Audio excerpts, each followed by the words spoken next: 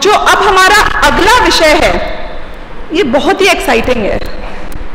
यदि यहाँ बैठा हुआ या दुनिया में जो भी लोग हमें सुन रहे हैं उनमें एक भी व्यक्ति ऐसा निकलता है, एक भी घर ऐसा निकलता है जिसको इन 4 में से एक प्रश्न ना आता हो, तो यहां मैं शास्त्र स्वाध्याय के सामने ये बात करते हुए कह रही हूं कि ऐसा संभव नहीं है।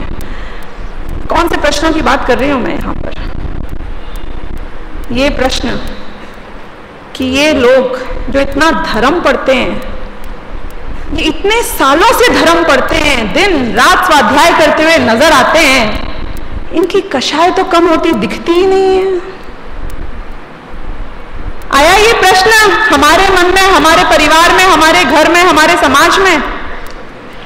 ये प्रश्न कि जिंदगी निकल गई इनकी स्वाध्याय करते करते, इनसे तो हम भले, इनका तो पार पड़ते नजर ही नहीं आती।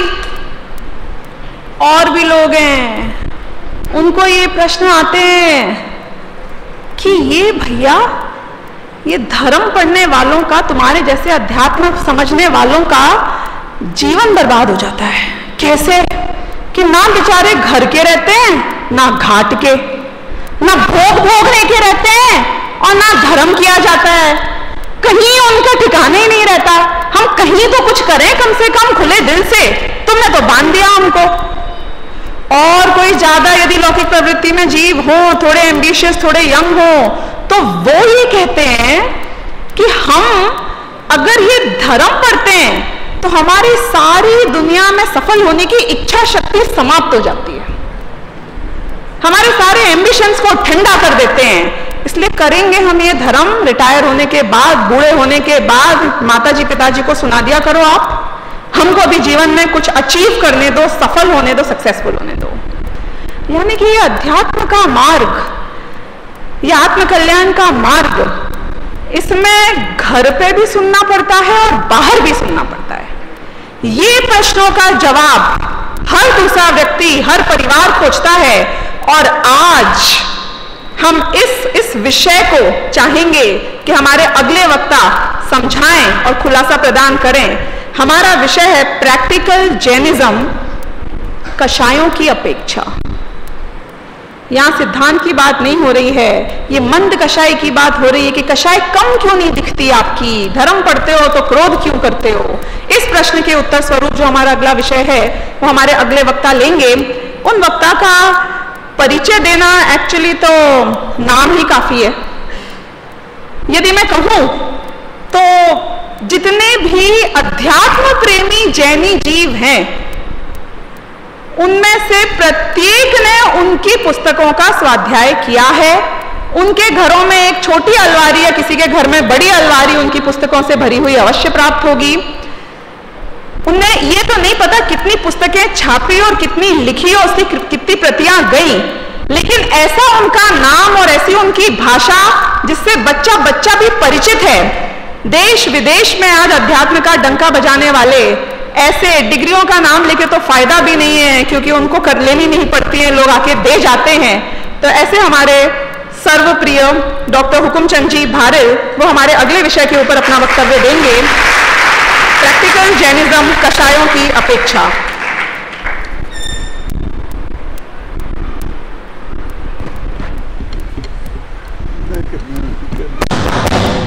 लाना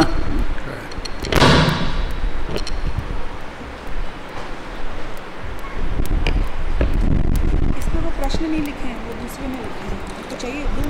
हाँ।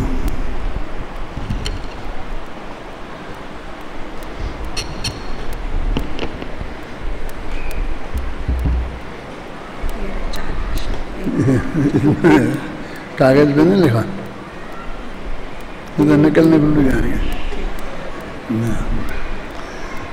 संतप्त मानस शांत हूँ जिनके गुणों के गान में, वर्धमान महान जिन विचरे हमारे ध्यान।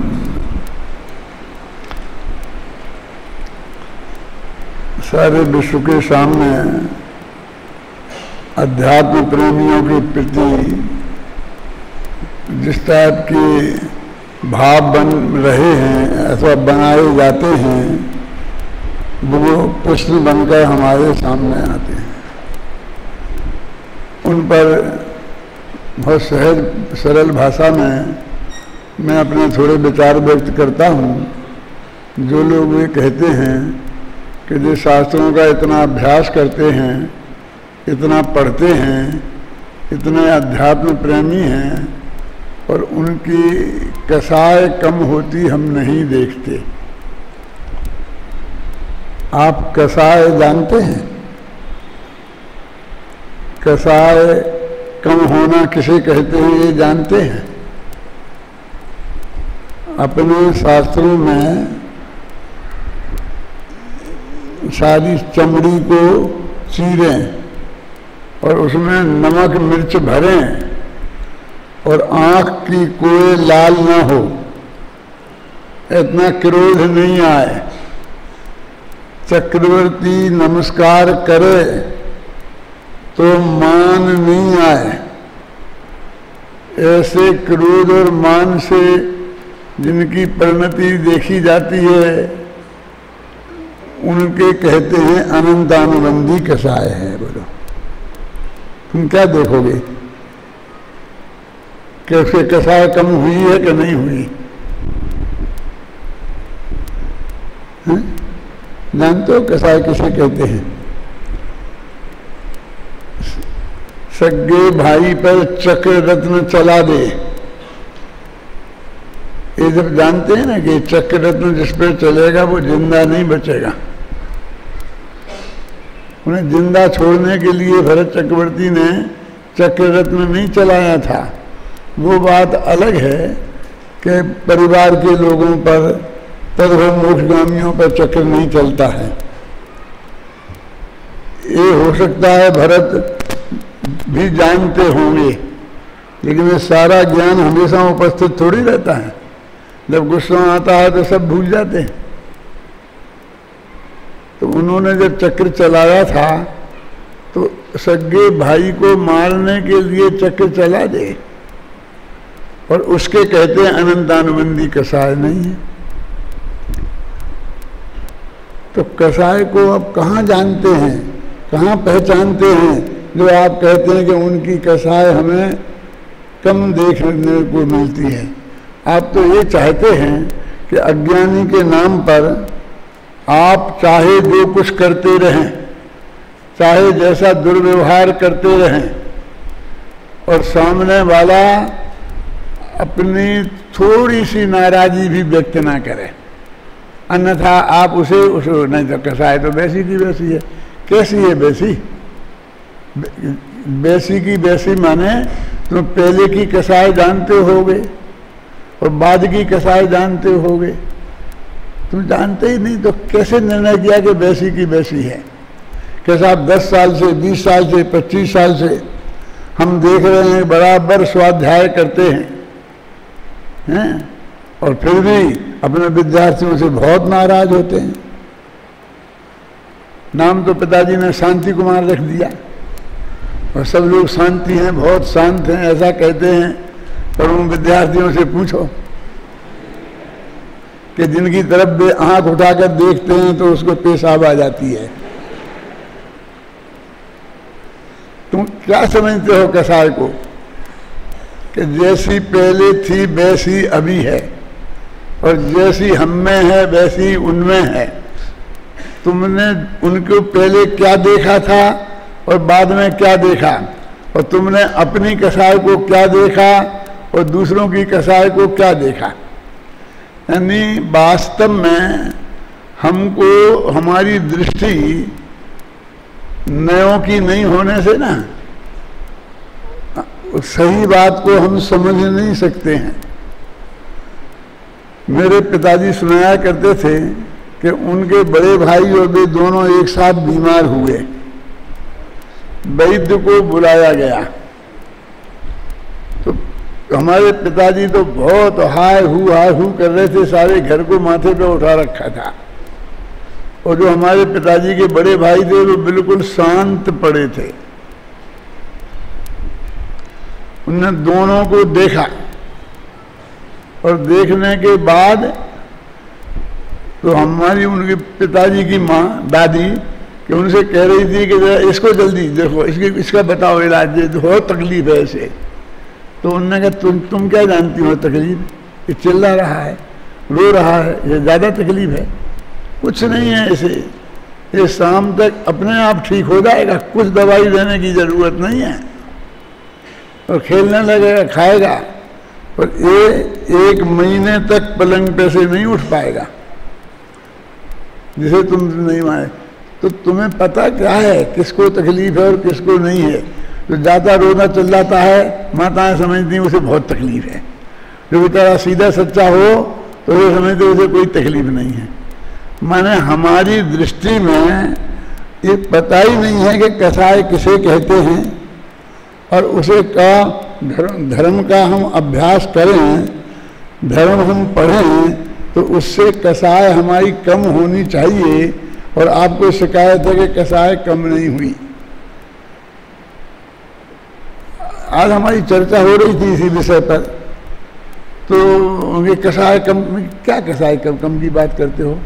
बोलो, तुम्हारे जितने भी विद्यार्थी हैं 2000 3000 तो सारे विश्व में सुन रहे हैं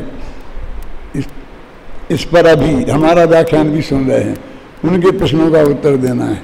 कि वो कहते हैं कि भाई कि ये सब लोग हैं इतने, तो वे उसके स्वरूप को क्या समझते हैं कि कसाय कम नहीं हुई, कसाय कम नहीं हुई। देखिए, एक 25 वर्ष का युवक और एक 75 वर्ष का बुजुर्ग, एक ही आदमी, तो आप क्या समझते हैं कि 25 वर्ष के युवक की 5 इंद्रियों के विषयों की जो तीव्र आकांक्षा और 75 वर्ष के बुजुर्ग की आकांक्षा एक सी होगी? वो तो उम्र का लिहाज है कि उसको 5 इंद्रिय के विषयों की तीव्र आकांक्षा होगी, और उसको बहुत मंद से मंद होगी, नहीं भी होगी, तो वो धर्मात्मा नहीं हो गया, और वो कोई महापापी नहीं हो गया। वो तो उसकी उम्र का तगाजा है। तो आप कहते हैं कि उसकी परिणति में ठीक आने में कैसे पता लगेगा आपकी इसकी परिणति में कुछ अंतर आया है? आप जानते हैं कि ब्रह्मचर्यानुवृत्त तो दूसरी प्रतिमा में होता है। पहले सम्मा दर्शन होगा, फिर पहली प्रतिमा होगी, फिर दूसरी प्रतिमा होगी, तब ब्रह्मचर्यानुवृत्त होगा। समझ में आई नहीं? अभी बोलो, आप किसके सम्मा दर्शन किसको है? आप में से नहीं पूछ रहा हूं, ये सारे देश और सारे विश्व के जो बैठे हैं ना, उन सबसे पूछ रहा हूं। आजकल तो डर लगने लग गया है कि आपको सम्मा दर्शन है। नहीं, हमें नहीं है। जैसे कि सम्मा दर्शन कोई मैंने बिच्छू ने काट लिया हो, और सम्मा दर्शन कोई ये बहुत जहरीला पदार्थ हो जो मैंने आपसे कह दिया कि आपको तो नहीं है। क्यों? तो आप एकदम चाहक उठे। जब कोई को सम्यक दर्शन ही नहीं है, तो अनंतानुबंधी कसाय के सब बादशाह हैं, तो वहाँ उससे क्या कम अभी तुम्हें कसाय कम नहीं हुई, कसाय कम नहीं हुई।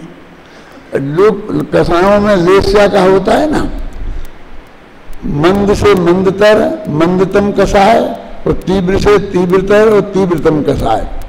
मैंने 6 हमने 6 हिस्से किए, 6 लेस्याएं हैं ना, अधिक से अधिक तीव्र कसाय, फिर उससे कुछ कम तीव्र कसाय, फिर उससे कुछ कम तीव्र कसाय, फिर मंद कसाय, फिर उससे कुछ ज्यादा मंद कसाय, फिर उससे ज्यादा कुछ मंद कसाय। ये 6 भेद हो गए ना, जिन्हें हम कृष्ण, नील, कापोत, पीत, पद्म और शुक्ल, ये 6 लेस्याएं कहते हैं। तो ये 6 ही लेस्याएं पहले गुणस्थान में भी होती हैं। 9वें गृह तक जाने वाला जो भी अहमिंद है, मिथ्या दृष्टि, उसकी कौन सी लेस्या होती है? बताओ भैया, करनानी योग वाले। शुक्ल लेस्या होती है, बोलो। और पहले नरक में कौन सी लेस्या होती है? सम्यक दृष्टि विराजमान है ना अपने महापद में, राजा सैनिक, और उनकी कौन सी लेस्या है? तो तीव्र कसाय किसकी ज्यादा है? तो सम्यक दर्शन हो गया, और उससे ही कम नहीं भाई। तो तुम तो कहते अभी समय दर्शन भी नहीं हो, कम हो जाए। तो पहले हम समझें तो तुम थोड़ी सी बाहर की परिणति देखकर बस ये मान लेते हो कि जैसी उसकी है ऐसी उसकी है। मैं एक उदाहरण दिया करता हूँ कि एक थाली में 4 भाई रोजाना एक साथ खाना खाते हैं, या खंडेर वालों में खासकर ऐसा रिवाज है कि भाई एक साथ बैठ के खाना खाते हैं, और कोई भी अपना नजदीक का हुए ना तो वो भी साथ में बैठता है। हमारे यहाँ उल्टा है, और हमको तो हमारे गुरुजी ने ये सिखाया था कि दूसरे के साथ थाली में खाना नहीं खाना, जूठा खाना नहीं खाना, वो अच्छा नहीं है। सगे भाई का भी कोई किसी का जूठा खाना नहीं खाए। हमारे यहाँ तो ऐसा रिवाज है, ऐसा एक हाथ ऐसा रखते हैं और एक हाथ से कोर भी तोड़ते हैं, दूसरा हाथ नहीं लगाते हैं। खाने की रोटी को दूसरा, कुछ लोग ऐसा ऐसा कर करके ऐसे खाते हैं। मैं उनकी निंदा नहीं करना चाहता, लेकिन हमारा तो ऐसी पद्धति सिखाई हमें जन्म से ही उन लोगों ने। और अब वो चारों भाई एक साथ थाली में खाना खाते। मैं वहाँ पर था पारोली में, एक मिडिल स्कूल में हेड मास्टर, अपनी 16-17 वर्ष की उम्र में। तो वहाँ के जो खंडेलवाल समाज थी तो 8-10 युवक थे, मेरी उम्र के ही थे। तो सब बैठ करके एक साथ खाना खा रहे थे। तो उनने हमको आगे आओ पंडित जी, तो हमें भी उसी थाली में बैठा लिया। तो हमसे तो कुछ खाए नहीं हमको तो वो बहुत आफत दिखी। तो एक आध कौर उठाकर सूखा सूखा खा लिया होगा, और वहाँ गांव भर में हल्ला हो गया कि इन लोगों ने पंडित जी के साथ खाना खा लिया, माने वे शूद्र हो गए।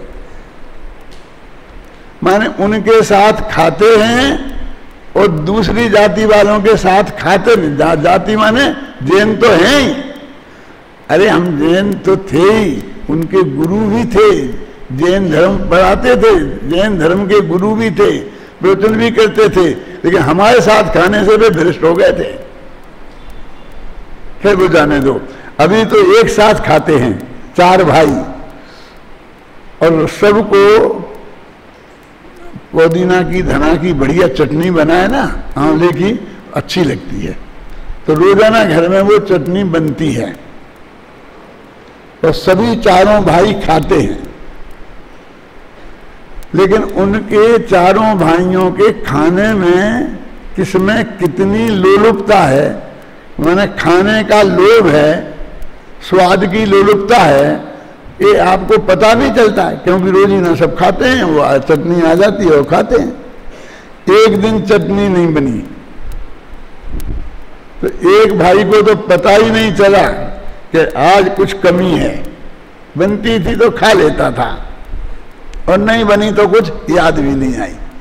दूसरा भाई बोले आज कुछ कमी सी लगती है, क्या है, क्या बात है, क्या बात है भैया, आज खाने में मजा नहीं आया, क्या बात है कि वो आज चटनी नहीं बन पाई ना। अरे तुम लोग क्या करते हो, ये खाते कमाते काहे के लिए, खाने के लिए कमाते हैं ना, तुम चटनी तक की व्यवस्था नहीं कर सकते हो। और ऐसा कह के चला जाता है।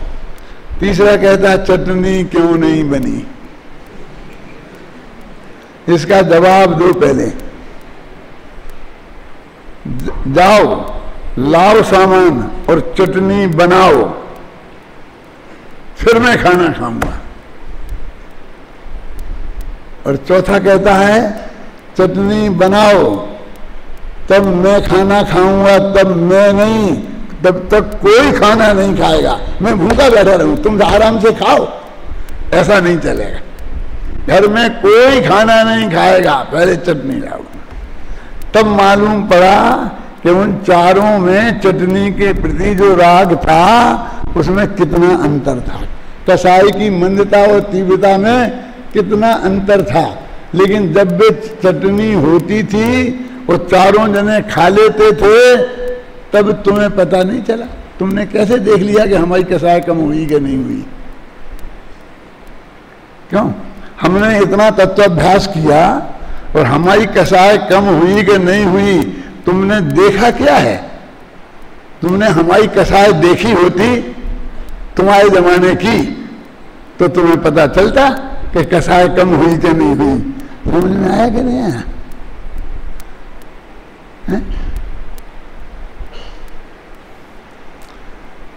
कभी कभी सुनाता हूं मैं, अच्छा नहीं लगता। लोग कहते हमारे लड़कों को भी बिगाड़ोगे, वे माताएं लड़ती हैं कि नहीं नहीं हमें नहीं सुनने आपकी। कितनी बड़ी थाली फेंकी है हमने, तुमने फेंकी क्या दफे आज तक? क्या कसाय करके तुम जानो, तो तुम्हारी क्या कम होगी? वैसे ही कम है। आता क्या है कसाय करना? मेरे कहने का मतलब किसी की कसाय ज्यादा हो और फिर वो कौन सा कम होए तो आपको मालूम पड़े कि कसाय कम हुई है। अब ऐसा ही किसी का नेचर होता है, समझ गए ना? यानी वस्तुता स्थिति यदि हम शास्त्र का अभ्यास करते हैं तो गारंटी से हमारी कसाय कुछ ना कुछ मंद अवश्य होती है। कम तो नहीं कह रहा हूं मैं, कम तो बोलते हैं अभाव को। तो वो तो सम्मा दर्शन के बिना नहीं होगी। वो तो जब तक पांचवें गुणस्थान के योग दो कसाय के अभाव की शुद्धि नहीं होगी तब तक नहीं होगी। लेकिन मंद और तीव्र तो होती ही है, लेशाएं तो बदलती ही हैं। और कल ही अपन ने पढ़ा था कि मंद से तीव्र, तीव्र से मंद हर अंतर मुहूर्त में ही होती है। तो बिना ही अभ्यास के होती है। तुम शास्त्र नहीं पढ़ो तो भी मंद से तीव्र कसाय होती कि नहीं, और तीव्र से मंद होती कि नहीं। तो पढ़ो तो पढ़ते पढ़ते भी तीव्र से मंद से तीव्र होती कि नहीं, क्योंकि नियम है कि अंतर मूर्त में मंद से तीव्र होगी। परमात्मा समझ में आए ना? तो इससे उसका क्या संबंध है? और हम उसकी मात्रा को पहचानते नहीं हैं, तो ऐसे हम कैसे कह सकते हैं कि उसका लाभ नहीं हुआ? कि साहब दवाई इतने खाते हैं, इससे कोई लाभ तो हुआ नहीं। ऐसे कहते ना कि लाभ तो हुआ नहीं। तुम्हें क्या पता लाभ हुआ नहीं? यदि वो दवाई तुम नहीं खाते और फिर बैठे से खड़े नहीं हो पाते तो पता चलता, और फिर खाते 1 महीना तो खड़े होने लगते, दौड़ने लगते तो पता चलता। अब सहज लाइफ चल रही है धीमे धीमे। मेरे कहने का मतलब ये भ्रम मत पाले कोई कि कसाय कम नहीं होती। टोडरमल जी साहब ने लिखी ना स्वास्थ्य स्वाध्याय के लाभ गिनाए, तो उनमें बहुत गिनाए ना, 5-7 गिनाए हैं, 10 गिनाए हैं, उसमें एक ये भी है कि कसाय कम होती है। लेकिन वो मंद वाली बात होगी जो मैं आपसे बताता हूं। तो ये भाई ये मत सोच, ये मैंने कल परसों के प्रवचन में भी आई थी। दादा कोटा में काम करते थे। कितने वर्ष पुरानी बात होगी दादा?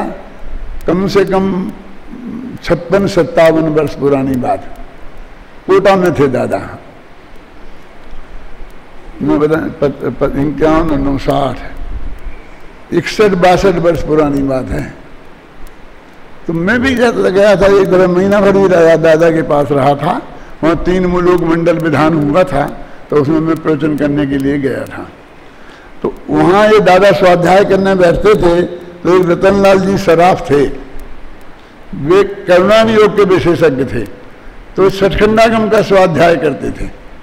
हमने तो सठखंडागम वगैरह कुछ पढ़ा नहीं था, और वे 20-21 वर्ष की उम्र होगी, दादा 24 वर्ष के होंगे बस। तो उसमें आया था कि एक समुपत्तिक नामक कसाय होती है कि जिसके उदय में ये द्रव्यलिंगी मुनि धर्म का पालन करते हैं। यदि उसका उदय नहीं हुए तो नहीं पाल सकते, क्योंकि मुनि धर्म इतना कठोर है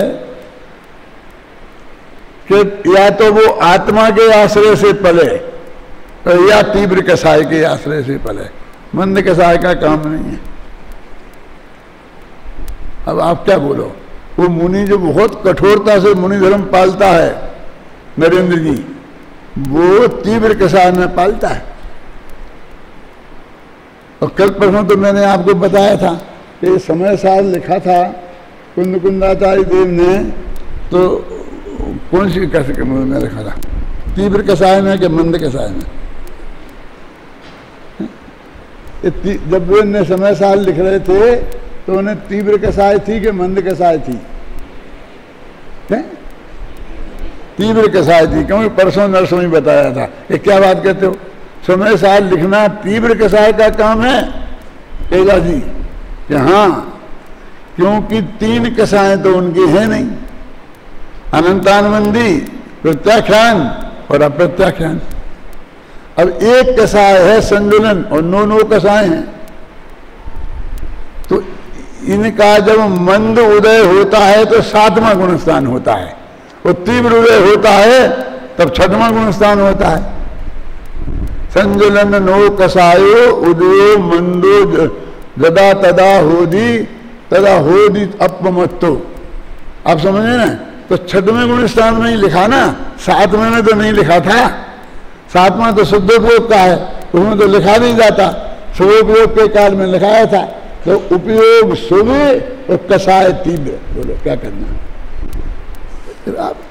आत्मा तो बहुत दूर की बात है। अभी कसाय किसे कहते हैं हम यही नहीं जानते हैं। वो कसाय कैसे मंद होती, कैसे कम होती, किसको मंद कहते हैं, किसको तीव्र कहते हैं, हमको अभी इसका भी पता नहीं है। और फटाफट आरोप लगा देते हैं, इतना स्वाध्याय करते हैं और ये कसाय कम नहीं हुई साहब। अपना आपका निर्णय है कि नहीं हुई कसाय कम।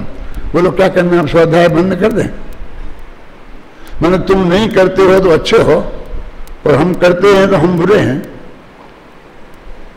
क्या है? बोलो। मेरा मतलब समझे, वो कहना क्या चाहते हैं? वो सीधा आरोप लगा रहे हैं हम पे कि तुमने इतना स्वाध्याय किया और कसाएं तो छोड़ी नहीं है? क्या जवाब दें कैलासन जी उन्हें? मैं तो देता हूं कि भाई साहब सच्ची बात कहते हो, नहीं छूटी। कथाएं तो 10वें गुणस्थान में छूटती हैं, है ना?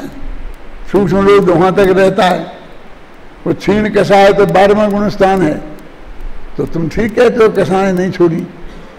12वां गुणस्थान जब पार कर जाएंगे तब जाके कसाएं खत्म होंगी। अभी बताया ना संजीव ने कि तुमने चोरी करी है और वो तुम चोर कह रहा है, तो क्या गलती कह रहा है? एक ब्रह्मचारी परशुराम जी थे इंदौर में, बहुत सज्जन आदमी थे। तो वो कहते थे कि चमरोई तो छोड़ता नहीं है और चमार कहते हैं तो चिढ़ता है। समझ में आया कि नहीं आया? यदि हमने चमार कहा तुम्हें तो तुम चमरोई काम करते हो ना, चमरोई तो छोड़ते नहीं हो, और चमार कहते हैं तो नाराज होते हो। तो कसाई तो छोड़ते नहीं हो और कसाई कहते हैं तो अंतिम है। ये तीव्र कसाई और मंद कसाई ये कसाइयों के भेद हैं, अकसाइयों के भेद नहीं है।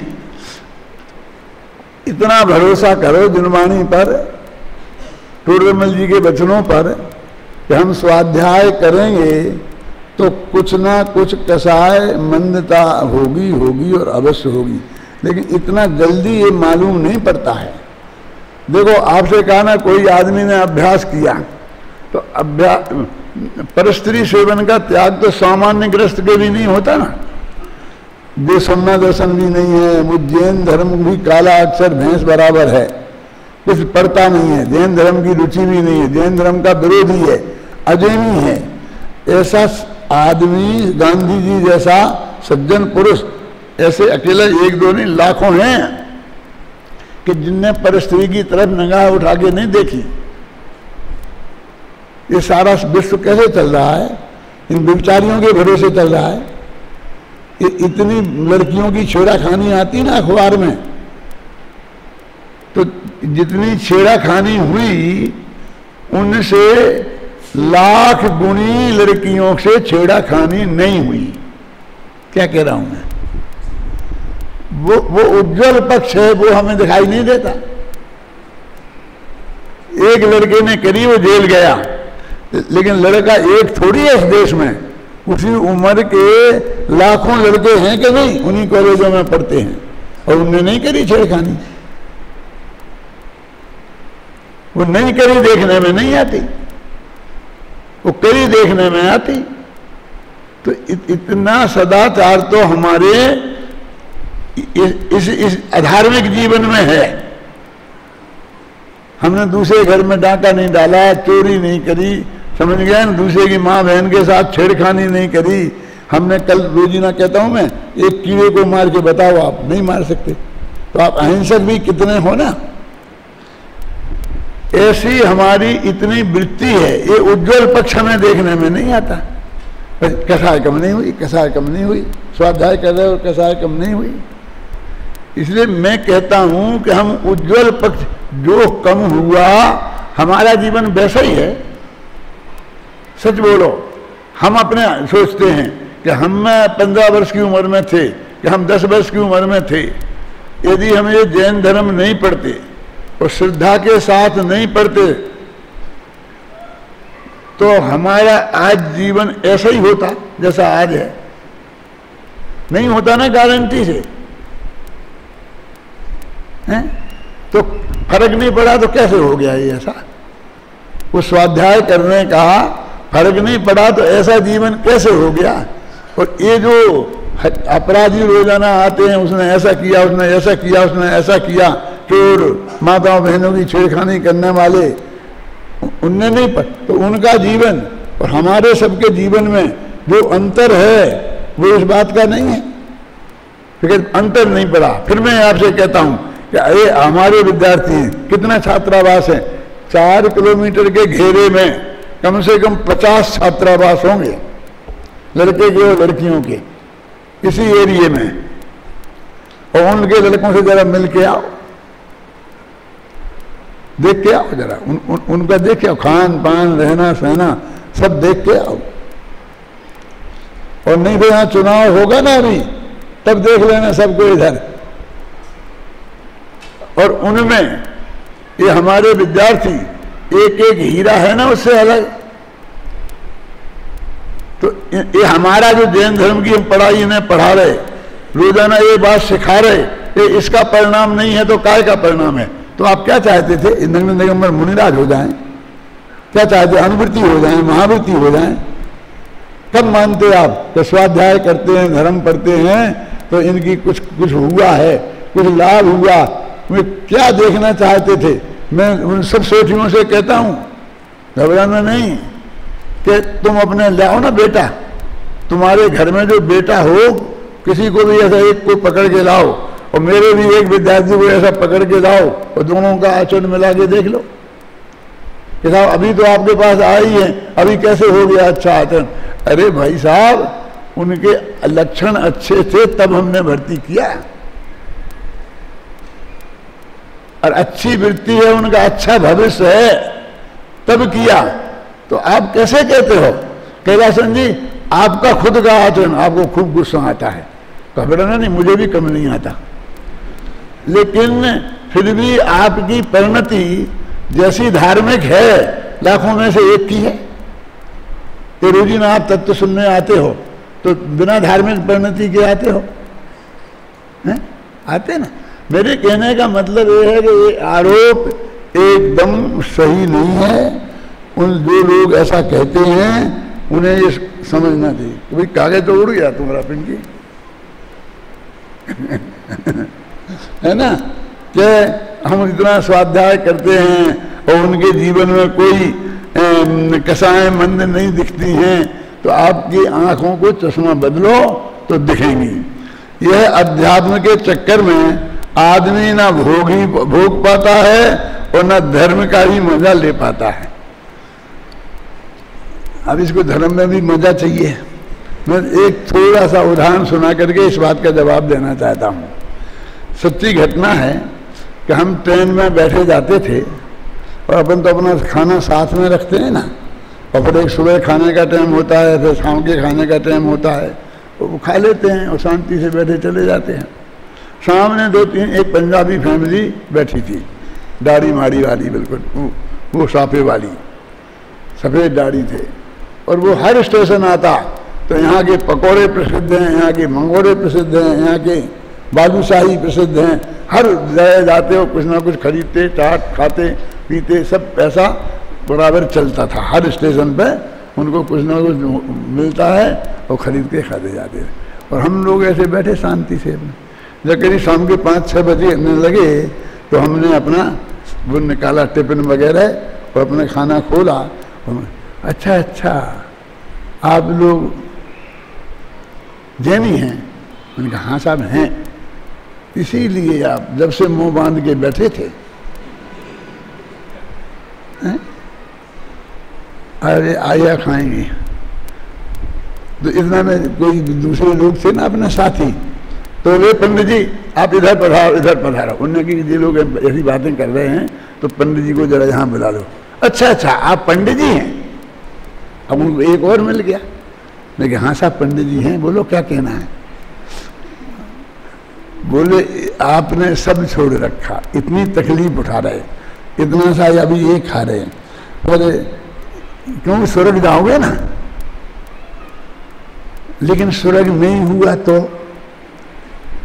नरक के भय से और स्वर्ग के लोभ से आप ये कर रहे हो, और नरक स्वर्ग नहीं हुआ तो तुम्हारी ये सारी तकलीफ बेकार जाएगी। मैंने कहा जरा हम खाना खा लें फिर शांति से अपन बातचीत करते हैं। शांति से, इन शांति जी से नहीं।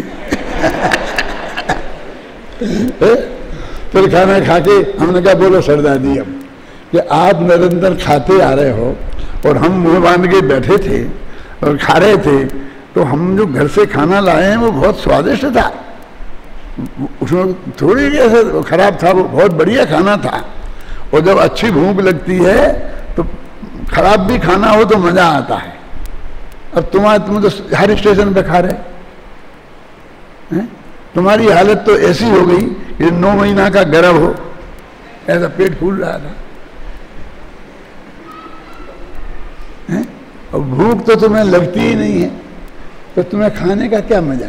तुमने कहाँ खाने का मजा भोगा है? हम दो दफे शांति से खाते हैं, अच्छी जम के भूख लगती है, खाने में बहुत मजा आता है। आपने कहा आप जैसा खाएं तो उसमें मजा है, और ये हम जो शुद्ध सात्विक है लेकिन वो क्या स्वादिष्ट नहीं होता? इसमें घी है, सब चीज है जो बढ़िया से बढ़िया खाने में होती है, सब है। ऐसी जो शुद्ध सात्विक पदार्थ हैं वे क्या स्वादिष्ट नहीं होते? और आपने जो घर भोगे, हम भी शादीशुदा हैं, बाल बच्चे वाले हैं, सब है हमारे, तो दुनियादारी के ये सब सुख हमने भी कुछ छोड़ा नहीं है। धोखे में मत रहना, हमने भी सब भोगे हैं। और तुमने दूसरों की बहन भाई बेटी को छोड़ के यहाँ देख के यहाँ देख के यहाँ मुँह मार के वहाँ मुँह मार के कौन सा तीर मान लिया है? कौन सा ज्यादा भोग बोले? एक तो ये भूल जाओ कि तुमने खूब ये भोग के अनाप शनाप बहुत सुखी भोग लिया, और हम बहुत दुखी हैं क्योंकि हमने 2 टाइम खाना खाया, सात्विक वृत्ति से रहते हैं। एक बात तो ये नहीं है। अब एक बात बताओ कि नरक और स्वर्ग नहीं हुआ तो हमारा देश सब बेकार जाएगा ना, और यदि नरक और स्वर्ग हुआ तो तुम्हारा क्या होगा? फिर नरक में जाके डंडे खाने पड़ेंगे ना। हुआ तो क्या होगा? क्योंकि अभी फाइनल तो हुआ नहीं है कि नहीं है, है? तो ऐसे ही मैं ये कहता हूं कि ये ना तो अध्यात्म के चक्कर में ना भोग ही भोग पाता है, ना धर्म का ही मजा है। ये काय को मजा कहते हैं, काय को भोग कहते हैं। न्याय के भोग का भोग नहीं है, चक्रवर्ती का वो भोग नहीं भोगता है, क्या कमी है? वो सम्यक दृष्टि भी है, और उसी भाव से दीक्षा लेके फिर मोक्ष भी जाता है। इसलिए धर्मात्मा जीव का जीवन बहुत बैलेंस होता है। ये मिथ्या दृष्टियों का जीवन तो बैलेंस होता ही नहीं, और बैलेंस जीवन में वो उनको उत्तम पुण्य का उदय होता है ना, उसके साथ ही से पुण्य का उदय होता है तो भोगों की भी अनुकूलता होती है, भोगने की भी अनुकूलता होती है। बढ़िया खाना खाता है शुद्ध सात्विक तो स्वास्थ्य भी बढ़िया रहता है, बीमारियां भी कम होती हैं। अब समझेंगे ना। इसलिए ये जो बात है कि वो अध्यात्म के चक्कर में भोग ही नहीं भोग पाता है और ना धर्म का मजा ले पाता है, ये बात सही नहीं है। एक दफे गंभीरता से विचार करो। और ये धर्म लौकिक सफलता के मार्ग में टोका लगाता है, बुढ़ापे में करना ठीक रहता है, क्योंकि वो समझता है कि लौकिक तरक्की में ये मार्ग जो है ना वो बाधा करता है। किसको? कौन भी? भरत चक्रवर्ती को क्या बाधा करी उसने? चक्रवर्ती हो गया वो तो साधारण सा। बाप क्या दे गए थे? बाप कोई 6 खंड के राजा नहीं थे, जरा समझना। ना भी राय छोटे से एरिए के राजा थे, अयोध्या के राजा थे, समझ में आया आपके? और उसमें जो भी हिस्सा उनके पास था उसके उनने 100 हिस्सा किए थे। क्या था संजीव? तो भरत को कितना हिस्सा आया होगा?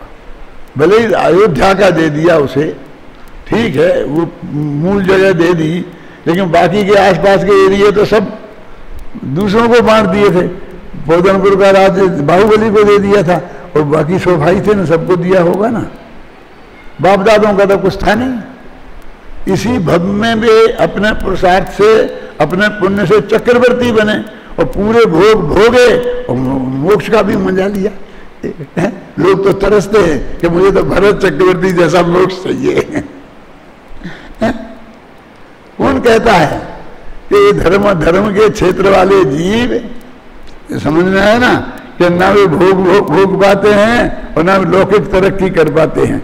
अरे उनको विषय 5-7 व्यसन नहीं होते ना, तो उन्हें समय बहुत मिलता है, तो लौकिक तरक्की भी बहुत करते हैं और आत्मा के कल्याण की बात भी करते हैं। और देखो आप, भूखों तो नहीं मरता ना कोई, है? ये तो पुण्य का उदय हो ना, तो कहाँ से क्या हो जाता। हमने तो सारी जिंदगी में किया, तो उतना ही पैसा हमको मिले कि जितने में 2 रोटियां रूखी सूखी मुश्किल से खाई, आराम से खाई। अब हमारे पास तो पैसा जुड़ने का कोई काम ही नहीं था, काम ही नहीं था। लेकिन हमारे एक मित्र थे, यहाँ मिनिस्टर थे, तो उनके यहाँ पर जमीनें थी, तो कुछ जमीनें पड़ी थी वहाँ, तो जबरदस्ती का डॉक्टर साहब सर्वोदयी थे, हम भी, आप यहाँ ले लो, एक जमीन ले लो, ये पड़ी है, ये 1000 गज का प्लॉट पड़ा है और मैं तुम्हें दिला देता हूँ बस 5000 में। अरे 5000 में? और जबरदस्ती में, हमारे पास तो 5000 की भी व्यवस्था नहीं थी, ये सच्ची बोल रहा हूँ मैं। 2500 दादा से मंगाए विदिशा से, वो 2500 मैंने लगाए, और वो मैंने वो 1000 गज का प्लॉट लिया, जो 1000 गज अब 10 करोड़ का हो गया है। कितने का?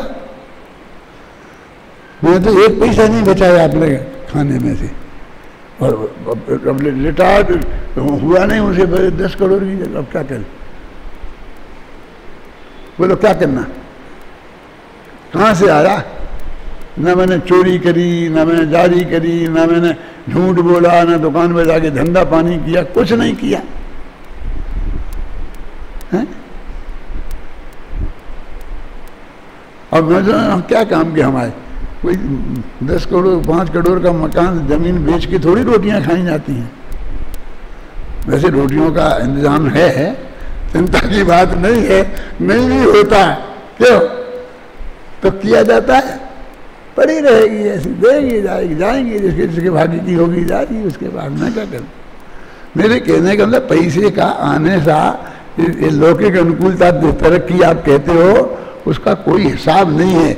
मैंने 2 दिन से समझा रहा हूं कि पुण्य का उदय से आता है पैसा, इसका तुम्हें भरोसा कहाँ है?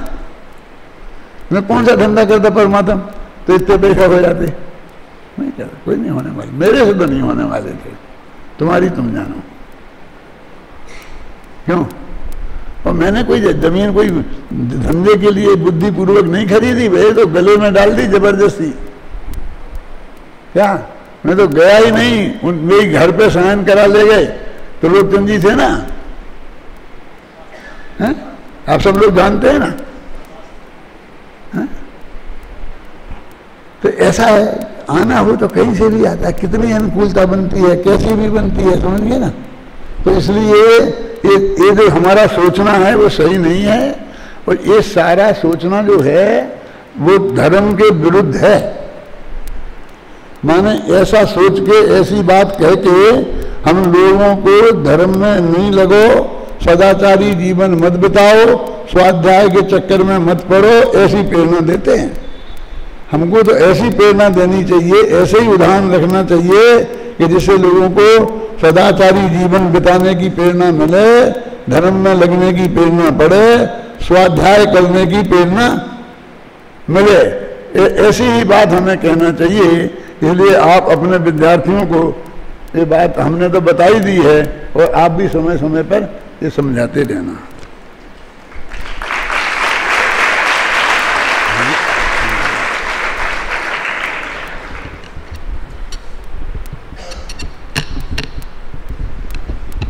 दादा का बहुत बहुत धन्यवाद।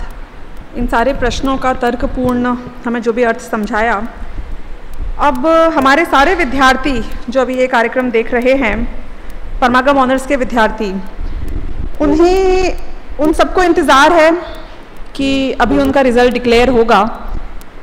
उनके जो टॉपर्स हैं, समय को ध्यान में रखते हुए मैं अगले 5 मिनट में सारे टॉपर्स के नाम डिक्लेयर करने जा रही हूँ।